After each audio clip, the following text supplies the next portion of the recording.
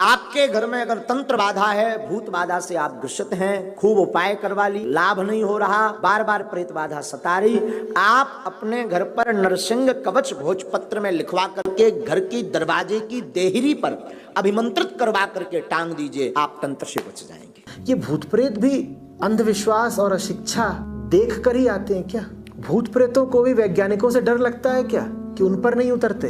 वैज्ञानिकों के यहाँ किसी की मृत्यु नहीं होती क्या? होती है ना। तो वहां ऐसा क्यों नहीं होता कि मृत्यु के बाद कोई रूह, कोई साया घर पे मंडराता हो? बाबा मेरी बात मान लीजिए, अगर आपको पकड़ में आ जाए अगला जन्म नहीं होगा, मेरी बात मान लीजिए, बस नाम जप कीजिए। ये सब लोक धर्म में चलता है अगला पिछला जन्म। जो वास्तविक धर्म है वेदांत श्रुति, वो तो समझाता है कि पुनर्जन्म का एक बहुत नाजुक, बहुत खास, बहुत बारीक मतलब होता है। पुनर्जन्म का मतलब ये नहीं होता कि तुम्हारा कोई पिछला जन्म था और अब तुम पैदा हुए, अगला जन्म होगा और फिर एक दिन तुम जाओगे और कहीं पे जाकर तुम्हारी आत्मा को कहीं पे विराम मिल जाएगा। ये सब नहीं होता पुनर्जन्म। एक पत्ता गिरता है वृक्ष से, दूसरा पत्ता उस पर आ जाता है। इसका मतलब ये नहीं कि जो पत्ता गिरा है वही अगला पत्ता बन गया। ये पुनर्जन्म का असली सिद्धांत। यूरोप की 15 से 20% आबादी अब अपने आप को लिखित रूप से, औपचारिक रूप से कहती है नास्तिक। जापान में भी यही हाल है करीब करीब। इन करोड़ों घरों में कभी नहीं होते भूत प्रेत, डायन चुड़ैल, रूह, जिन्न